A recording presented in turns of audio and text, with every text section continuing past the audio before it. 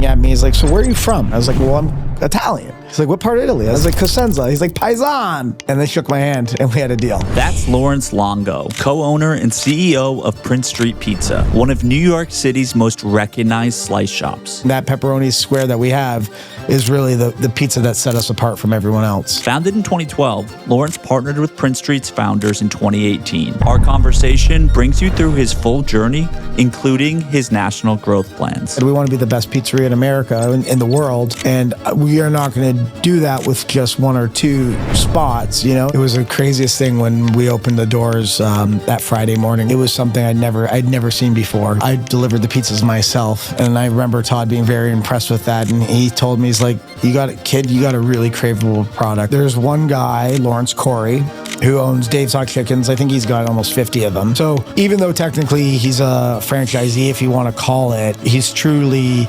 a partner. We talked about the multi-unit franchise operators that you'd consider working with. Is there anything you can share about like the average unit volume of a Prince Street? I know in 2013, Sean Avery gets into a fight in front of Prince Street Pizza.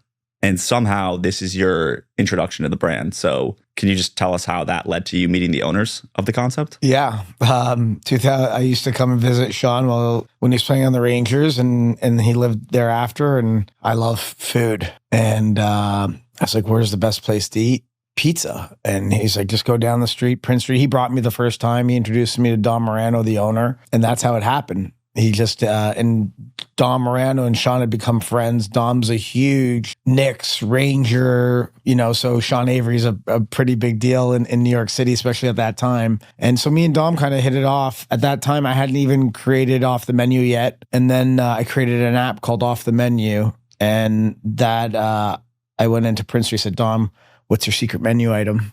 Yeah. Because Off the Menu curated and kind of like publicized secret menu items. That was the first iteration of the app. It was a list of all the best secret menu items across America. Okay. And I was like, Prince Street wasn't even that popular at the time. It was a good pizza. It was a good neighborhood pizza joint. There weren't like lines down the block. And he was like, yeah, we do this thing called the Broadway breadcrumb. And and I put it on the app, and that was like, man, then me and Dom became buddies after that. Yeah. And then from there, in 2018, I called them and I said, because at this time, Prince Street Pizza is now like an institution. It's like, in 2015, it started to become popular. Well, it started in 2012. So was there anything that happened along the years that like was an inflection point for them? Instagram. Okay. Started. No, seriously. And yeah. Dom was like on Instagram. No restaurants didn't have Instagram accounts. Like very few of them in 2012 had it. Yeah. And Dom created an Instagram account for it. And it even was verified. Like it was even like crazier. The blue check. Yeah. But the inflection point was when Hurricane Sandy happened. And this was the beginning of it. And they got an order from David Blaine. And only Twitter was around, I think, at the time. And Dom said to his father, when you give him the pizza, just give it to him for free and ask him if he'll do a tweet. And the dad's like, what's a tweet? A tweet. So he goes, hey, Mr. Blaine, I hear you're big on this Twitter thing. The pizza's on me. Will you just mind giving us a shout out? And he showed them out. And that was kind of the first time where they're like, oh, they started seeing some more traffic. Yeah. And then Food God brought Kim Kardashian. Food God. Wow, that's a throwback. Yeah. And I think it was on the show. And that's where you saw sales jump. Okay. And that was, I think, 2015, 16. All right. So Prince Street was early to this, to Instagram and social media, which obviously today it's like every restaurant. Yeah. And the thing is, they're the ones that, like, I know other people were putting cup and curl pepperonis on a square. Technically, it was happening in Buffalo, but that was the first pepperoni square slice with the thick cup and curl pepperonis with the oily, and that pizza from every angle looks good. It's like Brad Pitt. You take him, just, you know what I mean? He always looks good. And yeah, so that, and on Instagram, every time people would post that picture, it like goes viral. And that, I feel like that was kind of like the inflection point. It wasn't really a hockey stick curve. It was a bunch of them that kept, and then just making great pizza all the time. And Frank and Dom, they just wanted to serve the neighborhood. Yeah. They set out to serve the neighborhood and just make a better pizza for the neighborhood. I kind of was the one that like took it to LA and then was like, hey, let's serve America. Yeah. You know? Yeah. Well, we'll get into the expansion. And yeah, I mean, that slice is like one of my favorite slices, the curled pepperonis.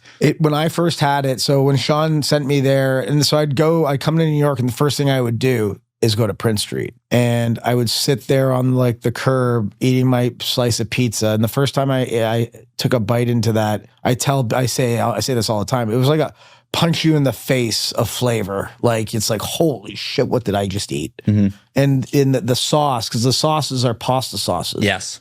Right. So usually we've been growing up and we just have regular pizza sauce, which is just tomato, which is just the canned tomatoes, and people let the sauce cook in the oven. Well, Prince Street actually makes a real like a spicy marinara, you know what I mean? And it's like, so the flavor levels you get from the thick cut pepperonis, and there's pepperoni in every bite. It's not like most pizzerias where it's like a couple pepperonis per slice. Oh no, they're loaded. We make sure there's a pepperoni in every single bite, you know?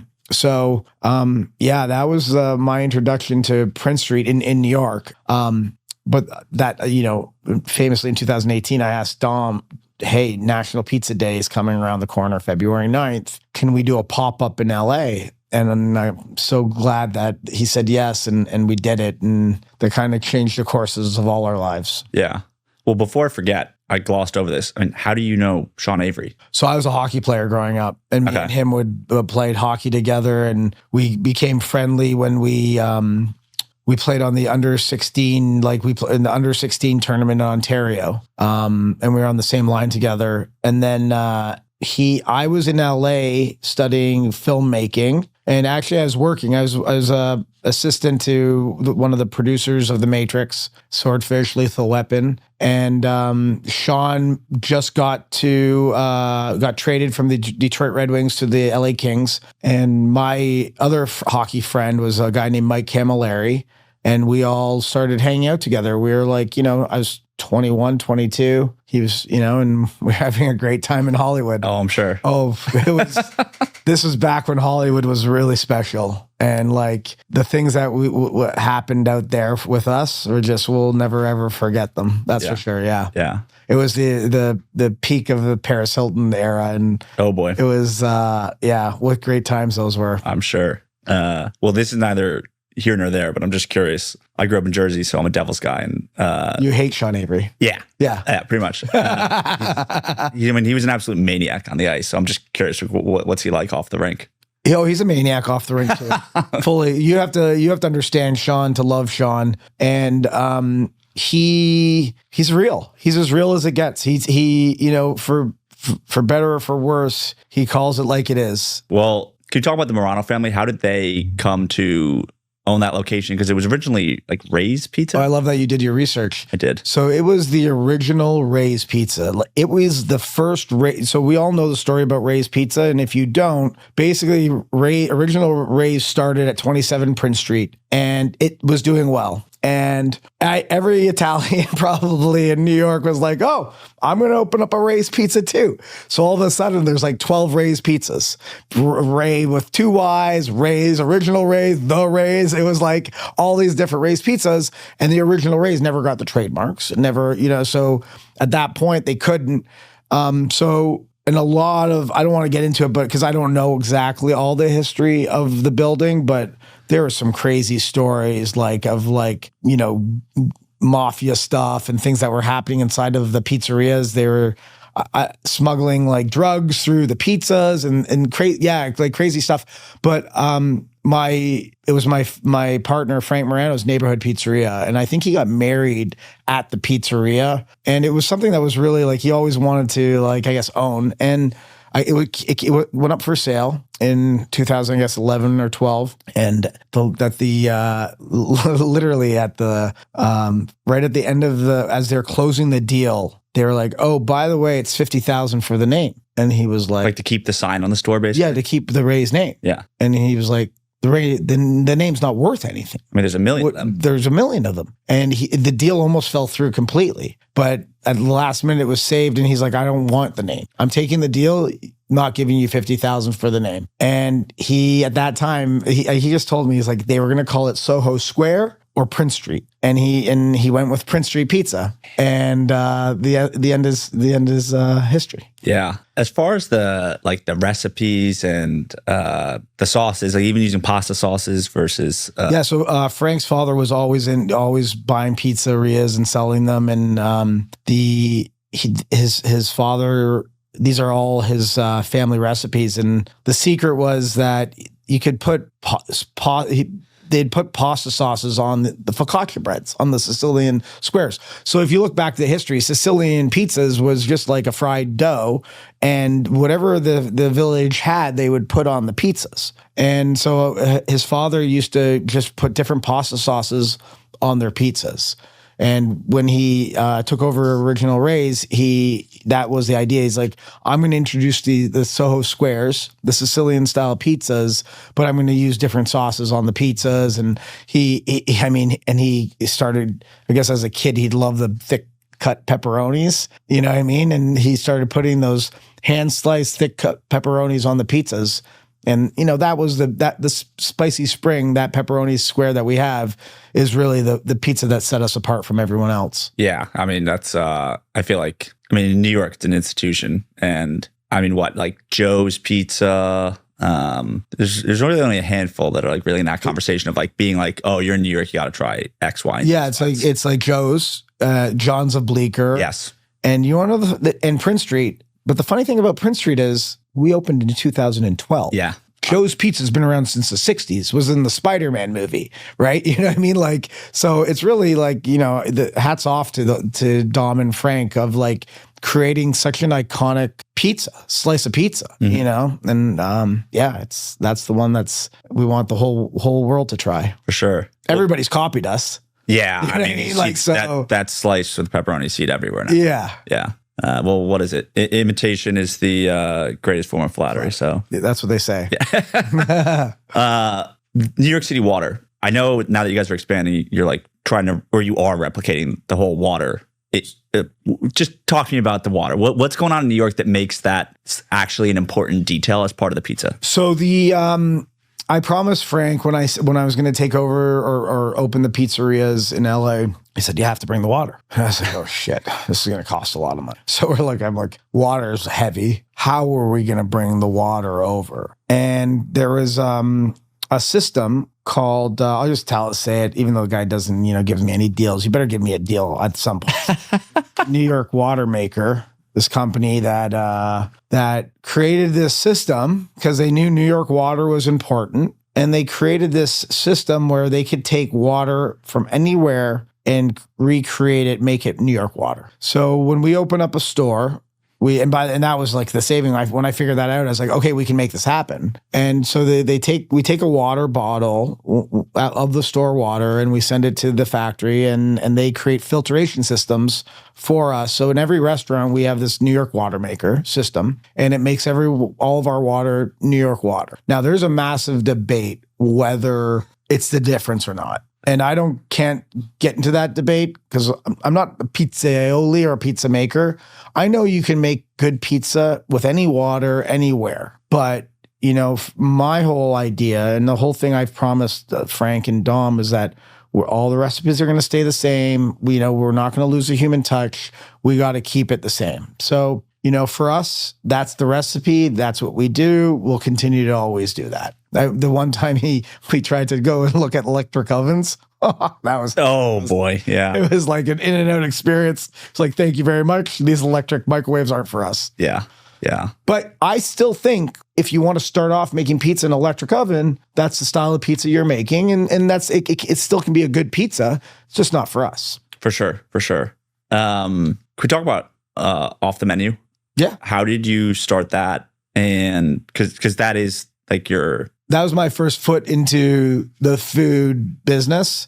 I like to tell people that My family, coming from an Italian family, that's all we think about is food. It's like breakfast, we're talking about what's for lunch. At lunch, we're talking about what's for dinner. At dinner, we're talking about what we're going to be ordering for takeout food. I mean, like later on. And I was obsessed with food, and I came up with this idea called Off the Menu. And it was like diners, drive-ins, and dives, except every segment, we discover a new secret menu item. And we discover why it was a secret. And then we go behind the scenes and we make it, and then we try it. Very simple idea of the show. It's been stolen now a million times. True. But, when I was making the deal with the company, they're like, the deal came through, and I was like, why is my deal so shitty? They're like, well, it's not, it's just an idea you had. It wasn't, you didn't, there's no show, there's nothing, we're going to be putting all the money doing it. I was like, oh, because when I was working in Hollywood, I remembered Michael Eisner saying to me, content is king. And owning the IP is where you really make all the money. You got to own the IP. So I didn't do the deal. I went, and just coincidentally, I had met somebody who is like, hey, you can make your own apps now. It's not like we have an app platform where you just fill it in and you can basically create your own app. Can you introduce me to all the influencers that you know? Because at this time now, I'm working at a social media marketing company, and I'm selling studios like deals to like promote their movies on Twitter. Okay. At the time. So this is like an early days social campaign where you're like tapping into influencers to manufacture the conversation. Basically, what we would do is we would like hire 20 influencers and all have them the Thursday or Friday when the movie was launched, all to talk about the movie at the same time. And what that would do was create the algorithm for everybody to see it. So I basically could walk into the movie studios and I was like, I can make you the most popular person in high school. And they're like, oh, how? I'll make sure everybody on Twitter is talking about you. And I was like, for $50,000 or $100,000, you can have everyone talking about you when you launch the movie. And I was selling these packages to brands and to movie studios. And so somebody had reached out to me on LinkedIn, and I met with them, and I created I was like, oh, screw my influencers. I know I got an idea. I'm going to create an app that houses all the best secret menu items, because I'd done all this research for the show of like secret menu items. And the first time I ever was introduced to a secret menu item, my boss, we were at Spago, and they brought out the smoked salmon pizza. It's like, yeah, that's not on the menu. How? And that was something that Wolfgang Puck would like impress his celebrity people with. It's like, hey, try something that's a secret menu, an off menu item. And then I remember going to In-N-Out. My friend's like, dude, order it animal style. Trust me. Yeah. And it's like, oh my God. And then I'm like, everybody's ordering animal style, but it's a secret. But everybody's in on the secret, which makes everybody feel cool. I felt so cool when I ordered it. Right? And it's like everyone knows it's a secret, but it's a secret. And I was like, oh my God, there's something here. I can help democratize secret menu items like at scale and build, like, everyone's talking about tech, and I just love food. I look back at Off the Menu now and I realize how I could have made it more successful and how it could be a real thing. But, that's life, right? Yeah. But I was kind of ahead of the curve with like secret menu items, and then Starbucks, the most viral thing on the internet is these Starbucks secret menu items. And so I went back and I created an app, and I sent an email to 50 people, and one of the friends happened to be a publicist. And she's like, hey, we should talk about, repping the app. And then it had like 200,000-300,000 downloads. And damn. There was no monetization strategy. But what I thought, I was like, oh, what I'm going to do is create these secret menu items. I'm going to become the next MTV of food. Because I thought the Food Network was lame and like boring, and there was nothing cool about the Food Network. So I was like, I'm going to create the next Food Network. But to do that, you need to raise a lot of money. And I didn't know how to really raise money. Okay. I wasn't like that guy who was like savvy with tech and like how to raise money. I was just it sounds like a consumer tech startup play, which was probably happening all around, like back in 2015-ish, right? 100%. I mean, but that wasn't like, I just didn't know how to do it. Yeah. And I didn't want to like fake it till I made it, in a way, like that's what you have to do. But what I did was I've Jessica Alba and Cash introduced me to these really intelligent who became my partners, Abdul and Christine Khan, and we created a monetization strategy around it, because the idea was, can I drive traffic to restaurants based on secret menu items? So at first I was like, okay, this is great. I'm going to have every restaurant pay me $30 a month for their secret menu item to be on my app. So I went around to all my restaurant friends and was like, hey, they're like, can you prove this? And I was like, no, but it's only $30 a month. They're like, you have no idea. I have everybody asking me for $30 a month. Yeah. I was like, okay, well, I got to figure out how I can prove I can drive it. And then I was like, well, maybe I'll flip it. Maybe if I can drive traffic to you, would you give them one free item? You know what I mean? Because that way, they show the app, you know that they came from me because they're asking for that secret menu item and they're showing the app. So what we did was we flipped it, and I charged $20 a month to anyone who signed up for the app, and you got access to one free secret menu item every day. So, every day? Every day, which was my biggest mistake. Okay, that's a lot. It's a lot. And even though I ran it for 7 years, and at one point I was up to 5,000 users making $1 million a year, it wasn't, where I lost my love for off the menu was there's not enough good restaurants to promote. Yeah, 365. So at this point, we're like asking coffee shops, anybody to have a secret menu item. Where when I said I could have done something better, and then here's an egg, anyone go and do it, is if I had promoted one restaurant a day and called it, and it was 52 restaurants a year. Well, there's 52 restaurants, good restaurants, that I can create secret menu items and drive a shitload of traffic. So, but like I said, what is it? The saying is it's 50-50. Hindsight is 50-50 or whatever. So hindsight's 2020. It was 2020. Yeah. But it lasted for 7 years. It was self-run. I only did one raise, and it was a self-sustaining business until I started losing the energy. But that's kind of how in 2018, I got in touch with Prince Street, and I was like, because how I would get users to come on the app is I'd create these experiences. I feel like you're still kind of an expert on secret menu items. So can you tell us, why does In-N-Out Burger call it animal style? Oh, okay. Yeah. I actually wrote an article online about this. So they in their first location, they referred to their customers, which are surfers and skaters and like punk kids, as the animals. And they would hang outside and they would leave trash everywhere. And it was a mess by the end of the night. And one of the animals they just closed, and he sees the cook. I forget the guy's name. He's cooking his burger and he's pouring mustard. He's grilling the onions.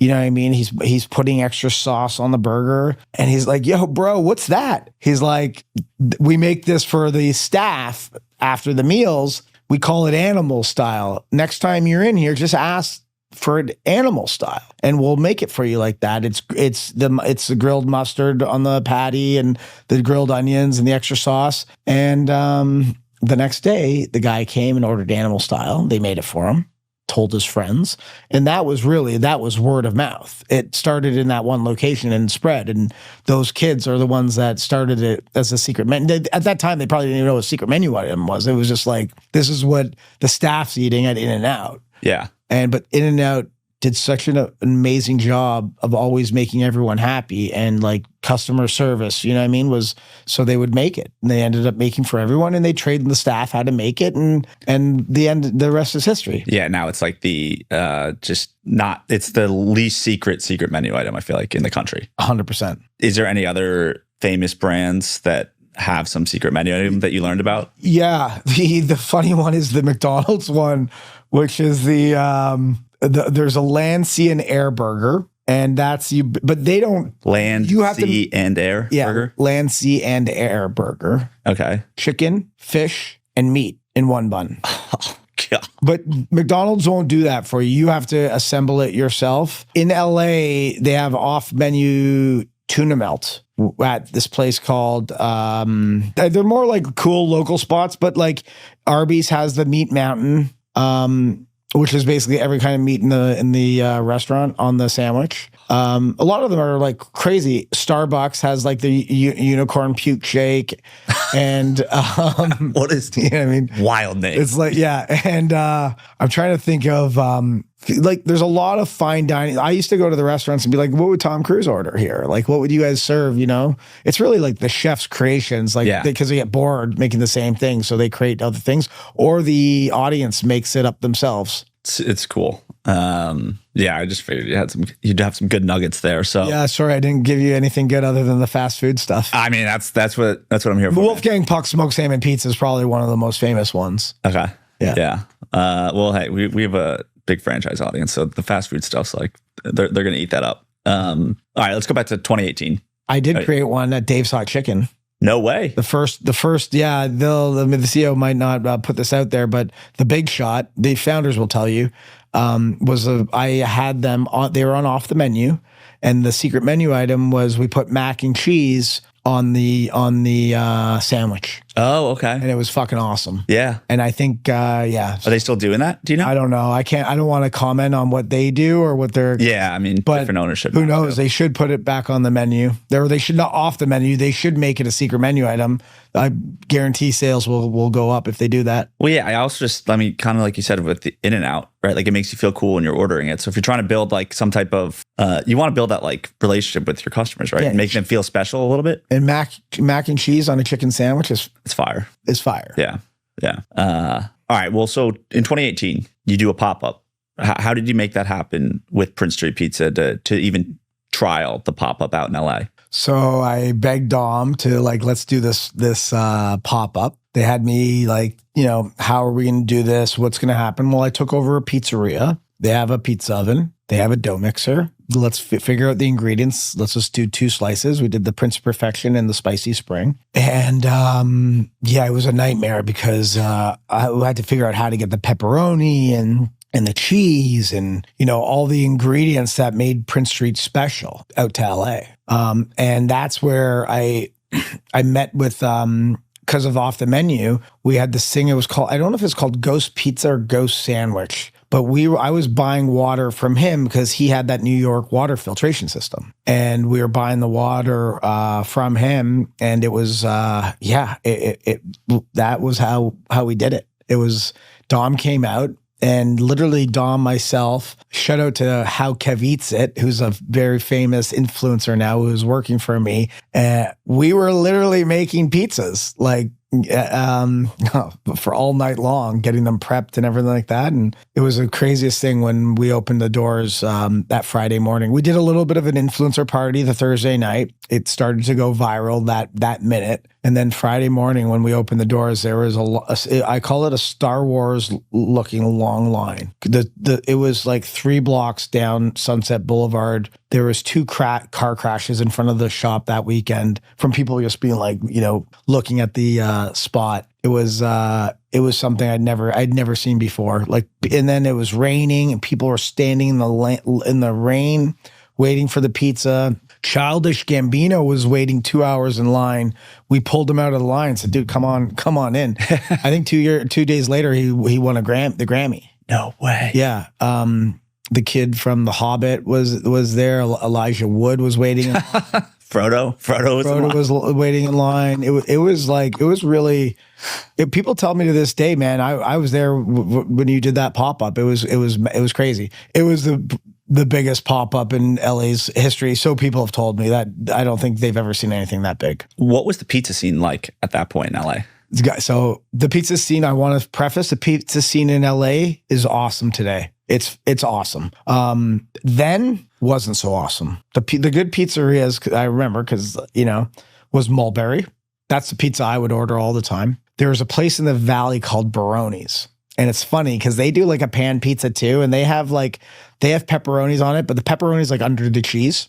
So it doesn't like stand out and the look is like prominent. But I used to go every Wednesday after hockey to that spot. It was awesome. There was another spot called, and I don't know if it's a franchise or there was a Neapolitan style pizza, and Nancy Silverton was making a great pizza at the time. And there was another couple like Neapolitans were hot then. Yeah. Those were the style of pizza that everyone was doing. So I feel like the chains were doing it back then too. Like Blaze Pizza, which obviously right? Like there was Blaze Pizza at 800 degrees, but it wasn't like the pizza. It wasn't really like premium style not pizza. even close. Yeah. So yeah, it was a wild time, but now pizza's leveled up, and LA's got some amazing pizzerias. So do you credit that pop-up being so successful? Because even though it's a New York City brand, ton of visibility that Prince Street still had by that point, and maybe everyone in LA was excited for like a proper slice of pizza, or was it that influencer event that you guys just did an amazing job of hyping it up the night before? I don't want to take credit for changing the pizza landscape in LA because that would be really like aggressive. But I feel like the minute we opened up and we started opening up Prince Streets in LA, the pizza scene, people were like, we can do this. Like, and the pizza scene got good. So the pop-up goes gangbusters. After that, you're just like to Dom, you're like, yeah, I got to open a real location. I go to Dom. We gotta, this is real. Like, this is a real business. He's like, my father won't do it. I was like, what do you mean? Why wouldn't he do it? He says no to everybody.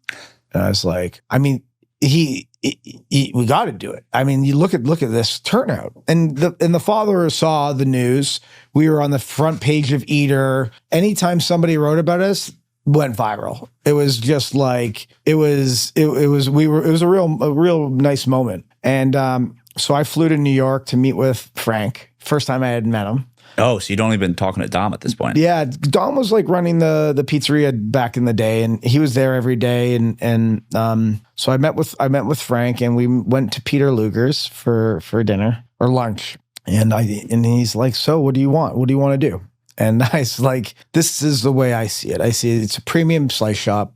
You know, I don't want to change anything. I think we could have one in every major city. And I think that, like, if there's a baseball team and a hockey team, I think those are like, me and Dom had talked about a strategy. And I think we could, like have one in every major city and keep it really premium. And Frank's like, I don't want to open up a Domino's. I don't want one in every corner. And, and he was looking at me. He's like, so where are you from? I was like, well, I'm from Toronto, Canada. He's like, no, but like, what's your background? I was like, well, I'm Italian. He's like, what part of Italy? I was like, Calabria. He's like, what part of Calabria? I was like, Cosenza. He's like, Paisan. And they shook my hand and we had a deal. He's from the same town? Same town. No. Yeah. I have it on my list of how big of a difference did that make? And honestly, I at the time had invested in the first ever Smash. The company, I can easily say that I had invested in the company that made Smash Burgers what they are today. It's called Burgers Never Say Die. That was the same thing I had the feeling I had when I first had Prince Street was the same thing I had when I had Burgers Never Say Die. It was a first time I ever tried a smash burger, and I was like, holy shit, this is what McDonald's is supposed to taste like. And they set this tone for smash. Everyone copied Burgers Never Say Die. Everybody. 7th Street in New York. It's all. Wow. All right. It's all. And everyone will admit that Burgers Never Say Die was the first viral sensation in the burgers. And but I'd never. So I helped open that restaurant. I'd never opened or ran a restaurant ever. So until Burgers Never Say Die, or until Prince Street. Yeah. I'd run companies. Yeah, I've marketed before, but never ever, but I was a movie producer and a TV producer and comic book producer. So I knew how to produce. And so at the core of me, I never really worked for anybody. I'm an entrepreneur. You figure stuff out. And nobody, I always say nobody really knows what they're doing because everyone's doing a different business. Right? Like, you just gotta, every step, you gotta just keep figuring it out. There's obviously, it's good to have a strategy and a game plan, but the game plan always changes. Somebody said, I think it was Jesse Ides, it's whatever's in your business plan is going to change. Your business isn't going to be what's in your business plan. And you just have to learn how to adapt and change. And, I figured I could open up a pizzeria and run one pizzeria. We had done pop-up shops. So literally the first week I ran the pizzeria like a pop-up shop of when we opened up Prince Street. And then you learn and you figure it out. But I don't know what your question was, but it was like well, it was how you convinced them to do that. So yeah. But with Frank, when he's like, "Oh, Paisan," and you guys signed the deal? Is that just to open one location, or Yeah. was that for the parent company? No, that was, I said to him, it was so funny. The first deal we ever made was like, we're going to open up one in LA, but I have the rights on the West Coast to open up. He's my partner. It wasn't like hell no, we're not franchising or anything like that. That was like a big no, right? Because it's got a very negative connotation. And we said, let's open up one. And we opened up one, and the line for the opening was longer than the pop-up. Now there's a couple reasons. We were even more popular at that point. But there's also distancing. We opened it up during COVID, which anyone who can open up a restaurant during COVID in LA, you can do anything. Yeah. Literally, you can do anything because the health department, the city, your neighbors, everybody's all over you. You know what I mean? And it was a struggle, but we opened it up and it was absolutely the fun thing to say is that we had lines in 2 zip codes. Literally in West Hollywood, and it went all the way to Beverly Hills, the line. Damn. So yeah, and this restaurant called Pink Taco, we got complaints because the health department kept coming over. I was like, who's complaining about us? He goes, this place down the street called Pink Taco, they keep on calling saying that you're not social distancing. I'm like, what do you mean? Your lines aren't 6 feet apart. I was like, sir, how can I control what they're doing literally half a mile down the street? Yeah. Do you really think it's my fault? If you guys have a problem, go talk to the people in lines. They're like, well, can you mark down the street the line distancing? I was like, oh, so you want me to put tape in front of all these other businesses? Yeah, like, it's gonna go over well.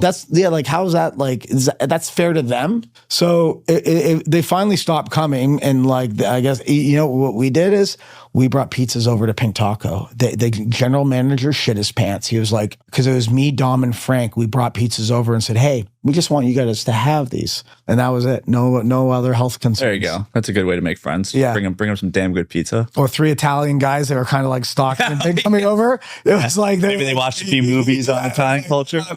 Like, they stopped calling the health department. That's hilarious. Well, wait, when this opened, so you said end of 2020, when or how many locations did Prince Street have in total? Was it still just New York and LA? Okay. So you were Prince Street number 2. I was, yeah.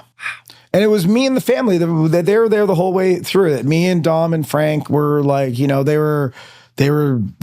did it all together. And well, when do you become the owner where you have the freedom to grow the brand where you please? Yeah, so I guess for Frank, it was like hard to get his trust and his buy-in, and we went through some couple rough patches, and I opened one up in Detail A, and it was so funny. This is the legendary story. It's probably the first time I've told this, but I swore Pepsi was going hard to like get our business, and they gave us some money up front to like be in our second store. And Frank was like, I love Diet Pepsi or whatever. So I said, oh, it won't be a problem. So we had Diet Pepsi. I'll never have Diet Pepsi or Pepsi in our store ever again. He came into the store and was like, who did this? I wasn't even there. He's like, Lawrence did it. He called me. He's like, never. He shut the store down. Over Pepsi? Yeah. Literally. He's like, our pizza tastes the best with Coca-Cola. How could you do this to our customers? Shuts the store down for a night. I removed the Pepsi sign, and I bought all Coca-Cola. I gave them their money back, and we from that day forward, and that's when I knew, like, if there's a certain reason why he wants things done, and he's absolutely right about that. But there was a miscommunication on like how severe it was. Yeah. So that was a funny thing. But over time, he just trusted that, everything I did was for the best thing for the business, for the customers. And really, truly, like in my heart is we want to grow the best pizza brand in the country, from the product, from the customer service, from the systems. We want to do the best we can. And he knew that. And I was willing to, travel and get my hands dirty and do all the dirty work, deal with the employees, deal with all the headaches that go on. And he just had a trust in me to that I was going to, build the brand that we all wanted to build. Okay. So you earned his trust. And then is there a second conversation that had to happen to again, lead the holding company? And no. From there, it was like, hey, let's keep on opening them and more. And everyone we did, I got a little bit more trust. And, they're still my partners to this day. We did a roll up because we were opening up different LLCs for different stores because, people think that protects you with lawsuits, but nothing protects you in LA. If somebody wants to sue you, they'll figure out who owns what company and that. So we did a big roll up. At that point, I'm handling all the operations and stuff like that with the number one rule: can't change sauces. Got to keep the human touch and like those certain things that he wants to like really wanted to control. And then, we for every step of the way, it's like I said, me, Dom, and Frank, we talk almost every day about what's going on and how it's going. And, I'm running it, but they're with me. Dom's overseeing everything in New York. And, so. I heard Todd Graves likes your pizza. Yeah. It was, our, one of my partners, one of my investors, Eric Spiritus, who, owns Champion PR, and he's been their longtime publicist as well. He asked me if I could get have a pizza delivered to Todd Graves at the Beverly Hills Hotel while he was in LA at some time. And I delivered the pizzas myself. And I remember Todd being very impressed with that. And he told me, he's like, you got a really craveable product. And that's the number one thing that you need to be successful in this business is one craveable product. And forever grateful for him telling me that, because that moment I was like, wow, Todd Graves thinks this product's craveable. We got something really special here. Yeah. I mean, his concept is almost like the epitome of that, right? With literally just chicken fingers. And I think they're doing north of $6 million in revenue per store today. So it's just... and I think it just grew. I think it was at like 3 million and over the pandemic, and he's really just hit his mark there. Yeah. So that's it's a cool chance encounter. Well, the expansion, did you have a playbook for where you wanted to go and how you were going to build this out? Because I mean, you just said earlier that location, the first one you opened in LA, is the first time you're ever running a restaurant. And now here you are leading the charge for a very premium pizza concept. Yeah, we did DTLA, and then we did another one in Venice. And then, I was looking, I've learned a lot of valuable lessons over the years where, cheap rents don't always work. If you just get something cheap, that's not necessarily going to be a recipe for success. Although keeping your build-out costs down is smart to do if you're scaling a business. But yeah, I think the game plan was to like really, I was working with Uber Eats at the time, and they were showing me where the pockets of high delivery demand and pizza demand was. So I was looking for locations in those pockets. Studio City. I did the best and worst deal of my life was in Malibu. Because the rents are so high, but there's no density. My landlord, when I signed the deal, was great, but the landlord today is not. He's just one of those piece of POS billionaires. Because like it's just, I guess big brands can afford the rent and they'll write it off as a loss, but like smaller brands, and I wanted to get into Malibu. If you have more than 10 locations, you can't open up in Malibu. So I wanted to get in before we had 10 locations. But, there was a strategy, but like I said, strategies change, things always change. And, I wanted to open up in Toronto. It's in another country. So not having the proper infrastructure to open up in another country takes a lot of my bandwidth and a lot of like legwork. The laws are different in Canada. Everything's different in Canada. We had to smuggle the New York water maker over the border. Like, you know what I mean? Like, so it was, it's like every store we open, you learn a new lesson. And I feel like the more we open, the better we get, the more we learn. And, at the end of the day, we grew really fast over the last few years, had a few growing pains, learned from those, which will make us better. It's really easy to run one or two restaurants. Once you get into 3 to 5 is, I think, where people kind of fall off. But you just dialing in the systems, the processes, it's important for me to. I heard Danny Meyer, one of his biggest learnings in Shake Shack was when he franchised in the Middle East. And I think it was in Dubai, and he learned more systems and how to be more efficient operator by doing a franchise deal with them. And to me, I was like, oh, that's interesting. If Danny Myers is doing that. So I've always wanted to surround myself with people who are smarter, who understand the business better. And that will help me grow and become a better operator if I can learn from other people. Mm-hmm.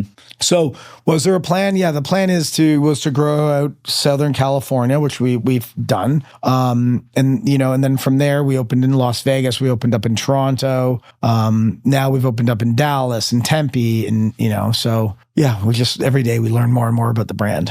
So the only other pizza entrepreneur I've had on this podcast, much different end of the spectrum. Yeah. It's a big Little Caesars franchisee. He owns 33, or he did at the time own 33 stores, probably owns more now. That is, of course, much different concept. And, they're using the conveyor belt oven, and I think about half of their revenue comes from the hot and ready model. So it's just cheese. Well, that's a good thing because that wasn't that wasn't even a thing until that was a marketing ploy. Right? Yeah. Yes. But you just think about it from an ops perspective, they can make the pizza well ahead of time. It's only cheese and pepperoni, and then they're putting it in these trays that just keep it warm, so the customers comes in and takes it. So you don't have, it's not made to order or anything. It could be sitting there for hours. But then compared to a Prince Street, how have you found replicating the business over and over again with house-made sauces every day, I would imagine, and taking, no disrespect to Little Caesars, but probably a lot more love and care into the dough and all those things, right? So has that been really difficult because you can't be in all the stores every day monitoring this, so just making sure people are following Frank and Dom's recipes? Yeah. So, that comes down to the systems and processes, right? And training. That's the one thing we've learned is you can train them once, but it's not. You got to keep retraining, right? So once you train them once, that's not enough. You got to go back. So I think for us is really dialing those systems, the systems and the processes to be the most efficient.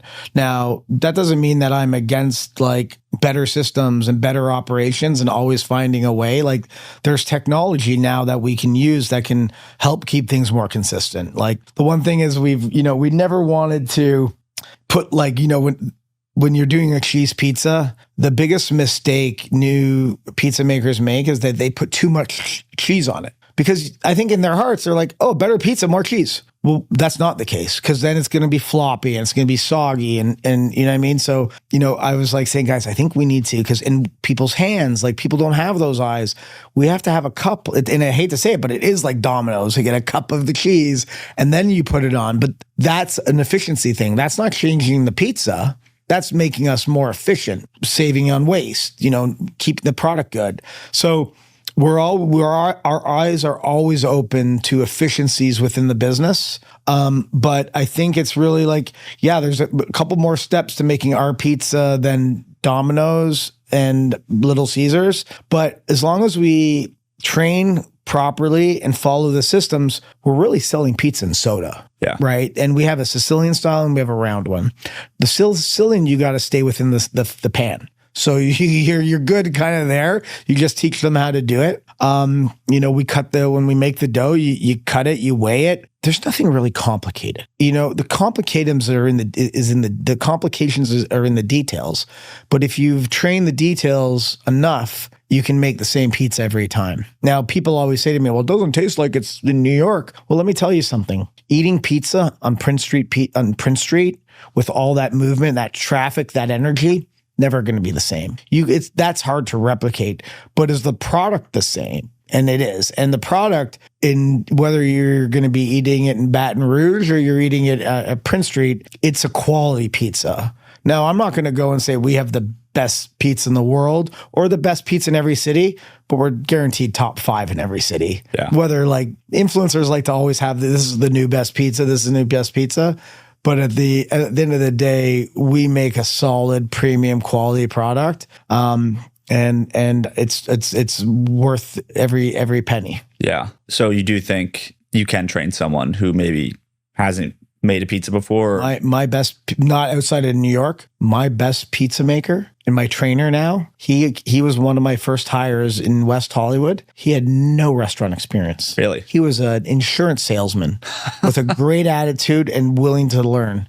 Yeah. Look at that. He's like one of our top guys. He's opening our Brooklyn store right now. And that guy didn't have one out. So it's almost sometimes better. Like for rounds, it's good to have pizza experience, but you can train, like you can teach people how to make pizzas. You know what I mean? It's not like being a doctor or a brain surgeon. Yeah, this isn't rocket science. Yeah. But still, there is like almost an artistry, I feel like, to a good pizza. And I'm going to guess, like, has there been friction between you and Frank or Dom? Because I don't know them, but I just feel like these old school pizza makers, they're like you're talking about using the cup for the cheese. Like they probably just like, they're eyeballing everything, right? Like they have that chef mind. Frank and Dom are very smart people. They understand like, hey, some people have bigger hands. All they want is the best product. Yeah. Right. So if we can get there with like, using a cup to weigh the cheese, you're eliminating waste and you're eliminating the possibility of somebody fucking up your pizza. Yes. Right. So we need that, right? That the quality isn't going to be, now I think that if you're in a high-end restaurant and like Mark Lucali's or Mark Iacona from Lucali's is like rolling his pizza with wine bottles and putting on a show, that's love. And, but there's not to say there's not love in all of our pizzas, we're not putting putting your pizza in a conveyor belt will probably cook the pizza better. There's still an art form to making our pizzas, but by eliminating mistakes, that's like that's creating the great systems and processes to eliminate mistakes to make the perfect pizza every single time. Yeah, I think, that's the name of the game for if you're expanding multi-unit franchise or not. It's just you need to have procedures that reduce your surface area for mistakes. Exactly. And so, yeah. But they still have to have an eye. They still have to look in the pizza oven and be like, okay, that looks ready. That's not, that's getting too burnt. We got to spin it. There's still, they got to look at it under the pan, make sure it's not, burning but we got to train them and you got to just retrain them. And if you want to be the best, you got to put in the most work. Yeah. As far as the construction of the menu, I think this is always interesting. I was talking so I have another episode coming out with a bagel concept that's pretty hot in New York right now. And they have like 3 items. Pop-up. Not pop-up. H&H actually.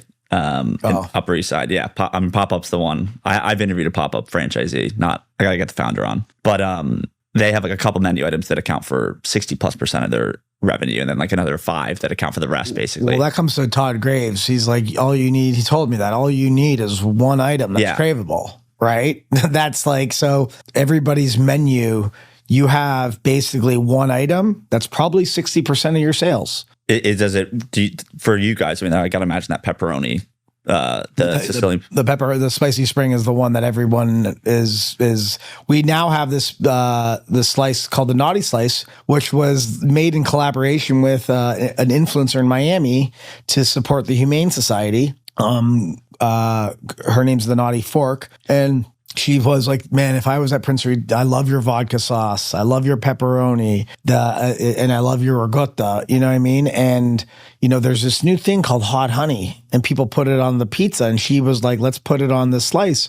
So it started as a collaboration pie. I was like, that was my worst. I was like, oh my God, how am I going to tell Frank that we're going to put honey on his pizza? So I was like, Frank, you got to try it. This thing is so good. And at first he's like, no, can't do that. And he tried it. I swear to God, I caught him. He was sitting by the window of the pizzeria in LA, and he's putting hot honey on all the slices and eating it. No way. I swear to God. I love it. And at that moment, I think we knew that, everybody can keep getting better.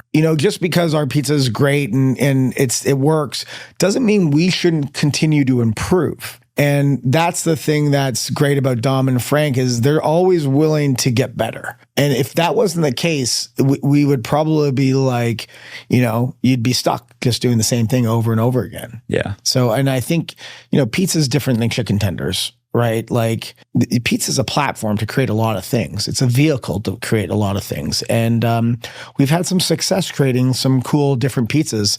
The Spicy Spring is still like, top, but this Naughty Pie now is like, people love it. It's like a flavor bomb in your mouth. Yeah.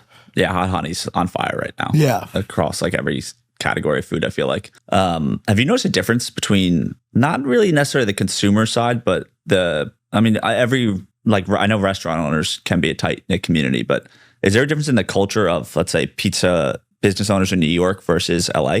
Like competitiveness, willingness to share and build camaraderie, those types of things.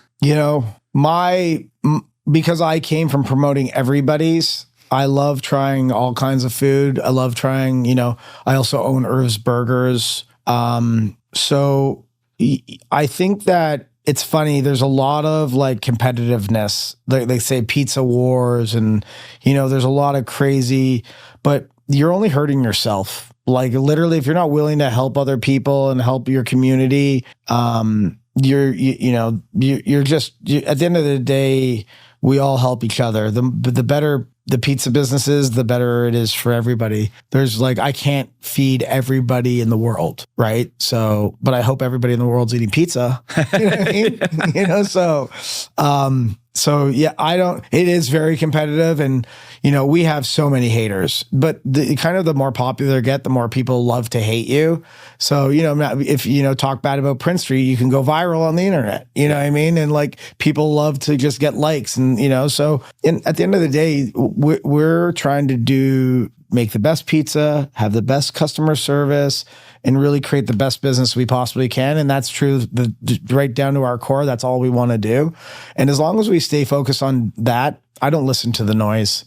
Like if I see something that's wrong with my pizzeria, if I go on Yelp and I was like, hey, something's going on, like the sauce doesn't taste right or whatever, we'll be the first to go in and try the sauce. Is somebody messing with the recipe? Is somebody doing something? We'll be the first one to correct that. But to listen to like the noise of like, we've had other pizzerias like pay influencers to take us down and like, really? Yeah, like, there's so cheap tactics that can go down for sure. At the end of the day, you just got to focus on you and do what you're doing, and the rest will all take care of itself. Yeah. Well, so how many locations are there today of Prince Street total? 19 total. Okay. And bulk of those are in New York and California?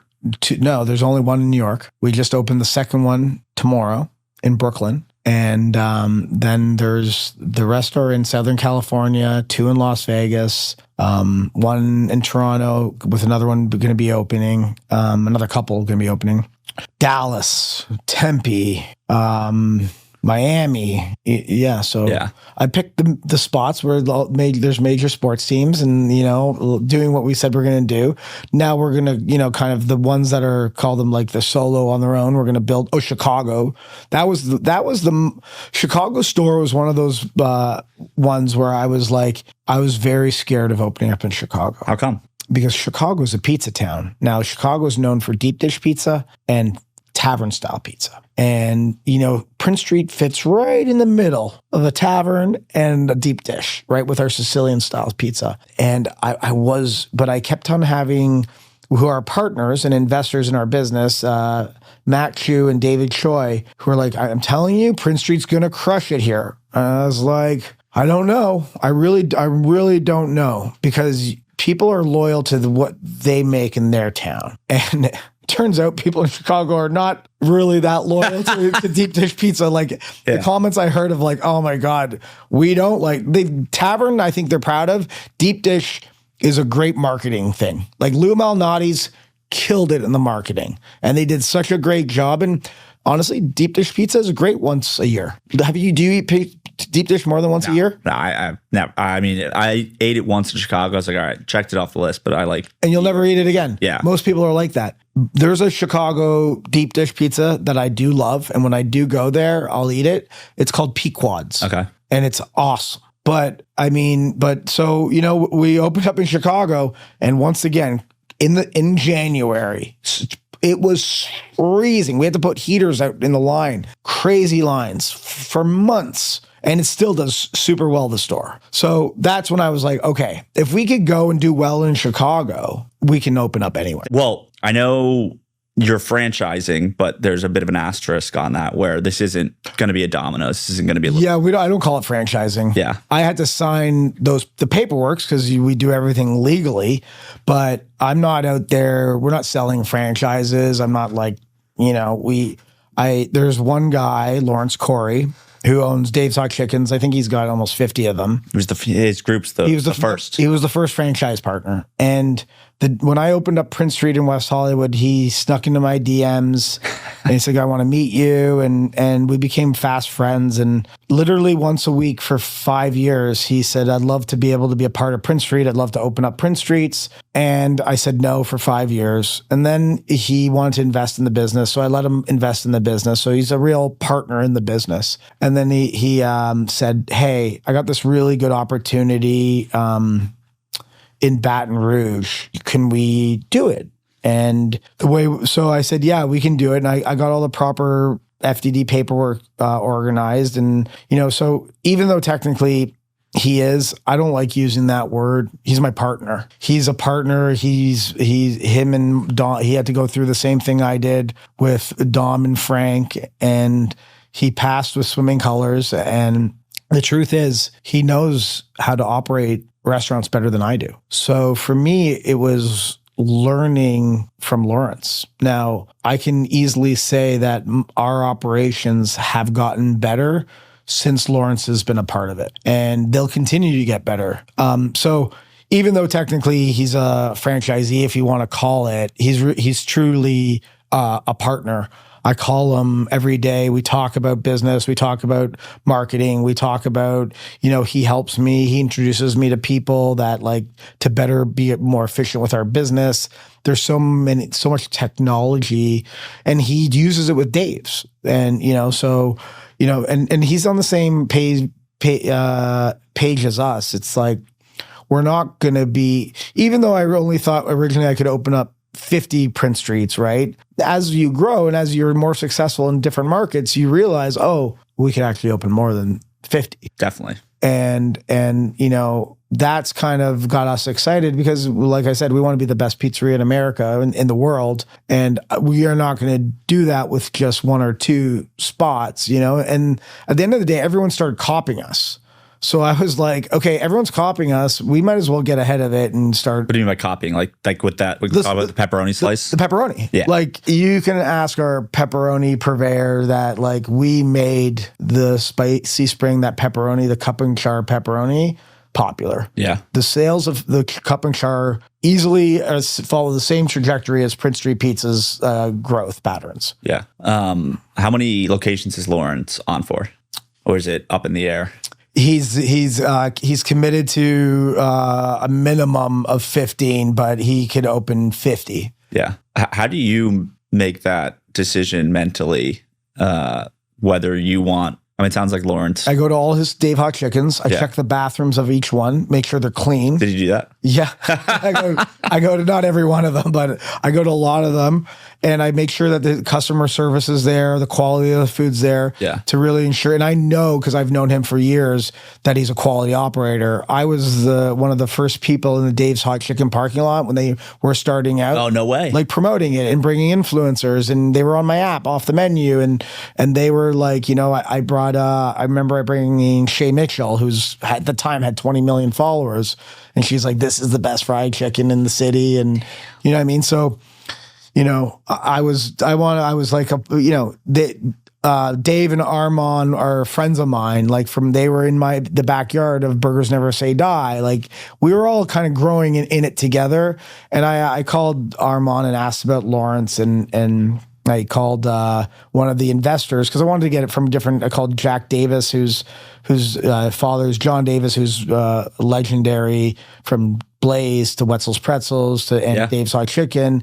And they said Lawrence is like family. And to me, it's all about family. And so he couldn't be more positive. You call him and he just uplifts you every day. He's a great partner. And, now he's introduced me to other people that he thinks are, his partners and like-minded that, will take other territories that, quite frankly, I don't want to operate in. I don't know how to open up a restaurant in Vermont. I don't.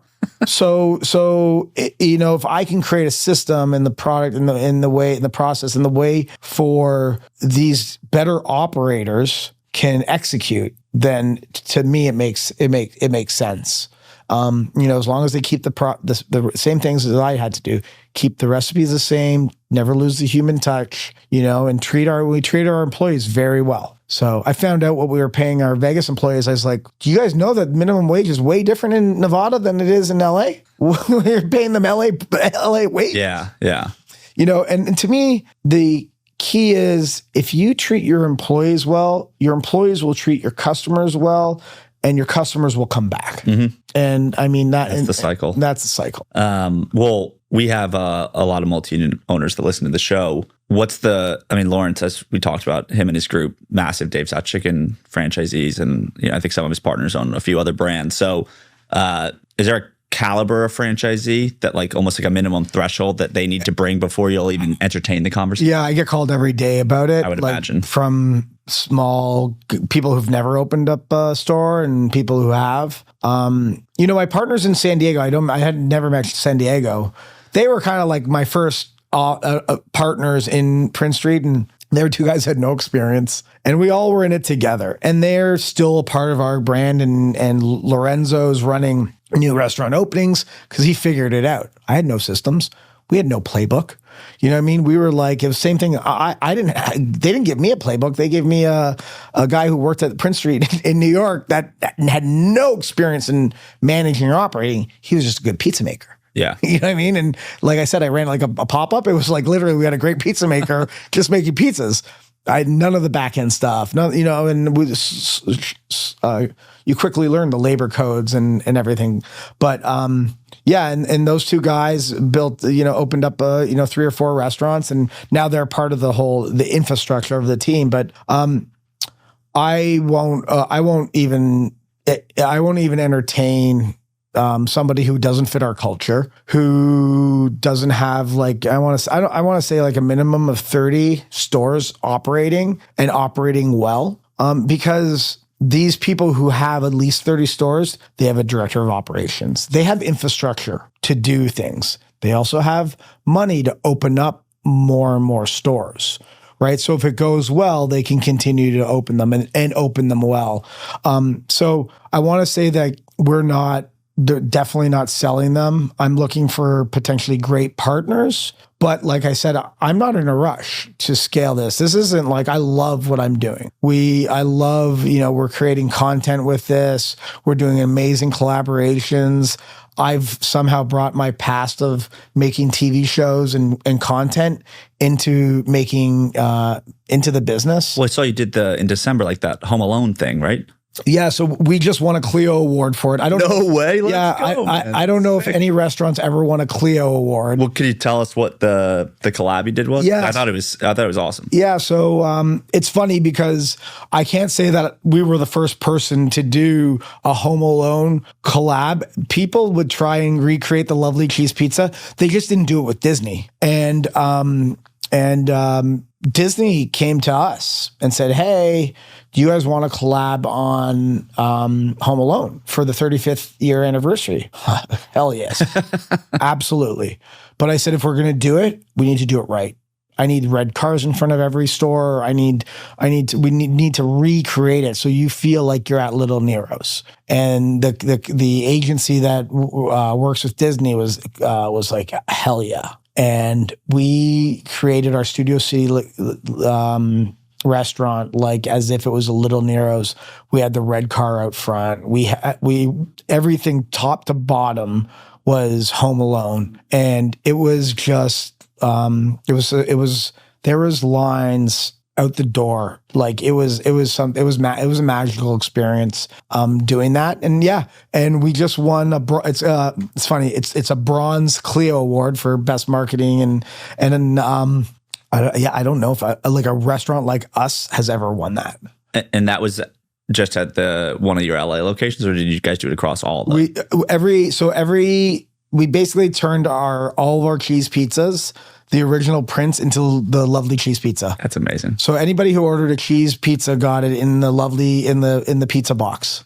Yeah. Wow. And That is exactly from the movie. So every influencer is like ordering the pizza and recreating the scenes. And we have a decent number of people who just listen to this audio only. So the Home Alone scene, it's the pizza that like is delivered to the house the night before. And you remember the pizza driver in the red jacket, and I think he crashes into something, or he crashes into the statue. It falls down. Exactly. Yeah. Okay. We didn't go that far. I asked them for the statue, but these cars were out of service. They just stood in front of 3 of the locations we had them because we just couldn't find enough of the exact red cars. Yeah. And it was amazing. It's cool. Well, back to the franchise side. Are you able to share? Because I think I'll zoom out for a bit.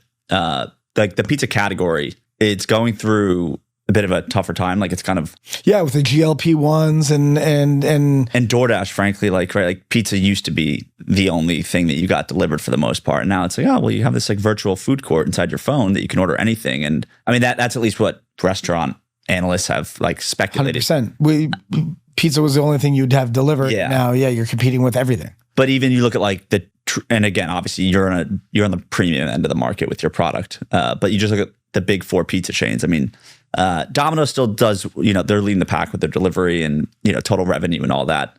But like particularly Pizza Hut really struggling. Papa John's really struggling right now. Both of them probably going to have new owners soon to try and turn it around. So yeah, I mean, with you guys and Prince Street, I mean, what for these? We talked about the multi-unit franchise operators that you'd consider working with. Is there anything you can share about like the average unit volume of a Prince Street to? I don't know. I don't want to share it. I'll tell you, our slow stores do like around almost 2 million, and then the slow stores. Yeah, and then you have your New York that does like a lot of money. Okay. I had to ask, folks. That was my shot. So we're ahead. I think Marco's is the number 1 AUV in franchise pizza. Yeah, we're way ahead of that. Yeah, I assumed so. And for choosing locations, I believe you had a good learning experience in Dallas, balancing high foot traffic areas with the brand, with the brand positioning. So can you talk about how you think through that? Yeah, that was a good one where I can call him a mentor of mine, which is Todd Graves' partner, AJ Kumaran, who I'd called up and I said, I'm opening up in Dallas. I want some of your advice. I said, we got an amazing spot in Deep Ellum and it's got this and the landlords give me a ton of money. It's going to cost me nothing to open. And I know it's got a lot of late night because Prince Street do really well when there's a lot of nightlife around because our pizza is the best thing to have if you're drunk and you want to like sober up a bit. Hell yeah. And we have a lot of success in these types of neighborhoods and, or not these types of neighborhoods, but places that have nightlife and high density. And he took me down on a Tuesday. It was completely dead. And he said, listen, in Dallas, the people that actually live in Dallas won't come regularly to your pizzeria in Deep Ellum. He said, I suggest you open up in a little bit better of a neighborhood because at that time, Deep Ellum was like riddled with crime. And he says, it'll be even hard for you to get workers to work. And that was the workers to work here. That was never a thing that I would ever think of. Like people need work everywhere, no? But no, you're not going to get quality workers to come and work in Deep Ellum. So he said, and he steered me, he just gave me that advice. He didn't say don't do it, but he basically said, if you want to have 5 to 8 restaurants in DFW, open up somewhere else that's better. That if you want to have just one, you probably make, 3-4 million maybe opening it, but it's not going to be something that you'll be able to build into it. And, so we waited a couple of years and we opened up at Knox Henderson and it couldn't have been a better location. There's still nightlife, there's a neighborhood. And, that's really at the end of the day he's probably the smartest person in the restaurant business. And he knew my business better than I did but he a ton of experience and all that. So I'm sure. Yeah. I mean, the locations they've opened, that's an incredible mentor to have. And, today, before the episode, we were talking about how, I think I brought up how you initially thought, and you've said this, the 50 or so locations, what you thought was the runway, and you were targeting cities with like oh, wherever a sports team is, we can probably have a Prince Street pizza there. But as we've talked about, like there's a lot of places that just don't have quality pizza. And I think an example that comes to mind in a different sector, or even it's more of just sharing how small towns can still produce incredible business results, which is Culver's, the burger chain out of Wisconsin. They have like over 1,000 stores, primarily in the Midwest, but they break out in their financials based on population. And there are stores they do one for where the 3-mile radius has less than 10,000 people in total. And those stores are doing close to $4 million in revenue per year, because Culver's is the only game in town for a halfway decent burger in these places, I guess. That's my nobody who's doing good stuff wants to go open in those towns. Yeah. Right? Because it's too risky. Yeah. And so those are the markets that we still have to figure it out. I believe in that theory for us. People would say, well, that people can't afford your pizza, and whole pizzas were expensive. But what I'm not conveying properly to people, and I have to do a better job of marketing, is our slices are $5 to $7. Now, you've had a whole one of our slices, right? Mm-hmm. Okay, well, that is enough to fill you up. It's the same. It's the same as a Big Mac. It's the same as a cheeseburger, right? And it fills you up. Well, you can't go to McDonald's and get anything for under $6 nowadays. So you're telling me you could go to Prince Street Pizza, have a slice of pizza for $6, and you could go to McDonald's and you're spending $6 and you know what I mean? So that means I could open up anywhere, really. Yeah. Now, what I'm not doing a good job of marketing is my Sicilian pie is 8 slices. Well, that feeds 4 to 8 people. Okay, so break that down. It's $40 for a pie. That's $5 a slice for $8 or $10 if you want to have 2 slices. Where are you going to get a meal for $10? Yeah. So, that's on me. I got to convey to the market that, you can also take the pizza, put it in the freezer. Prince Street Pizza is the best reheated pizza. That I can say. You want to put it in your fridge, eat it the next day. It's amazing because the oil seep down and then you get them reactivated. I love my pizza cold. I take it out of the fridge and I eat it right away. Just right away. It's awesome. So that's on me to convey to, you can feed a family of 4 to 8 with our whole pies. But if you come into the restaurant, you can have, a soda and a slice for under $10. Yeah. Well, I can see why that's maybe a difficult line to dance between, because you guys are premium. I don't want to compare myself to McDonald's. Yeah, you don't want to go too hard on the value positioning. But no. But the market will figure that out, right? Because when we go to that smaller market, they'll be like, "Oh my God, we have a craveable product." And I'm like, "It's only at the end of they'll figure it out," and that's kind of where we hope that it will go as we go into those different areas. Yeah, and I mean that's the other thing. If once you do have a craveable product, I mean, people make maybe not the best financial decisions, but they're gonna eat the food, man. Yeah. Well, looking forward, is there a North Star for you with this business? Like, is there something you're building towards, or are you just having fun every day and you're gonna keep going? I'm loving every day of this. Yeah. It's like, is there an exit strategy? I'm sure you're getting the calls already. No, because it changes every day. But I've already started getting calls from last year. I went through the ringer of talking to VCs, and I don't want to have the soul sucked out of my business, truthfully, right yet. We're loving. I love every day. I love what I'm doing. I don't feel like I'm working. So, and once I feel like I'm working and I feel like I'm burnt out, then maybe we'll solve that problem. But until then, I'm enjoying everything we're doing. Love it.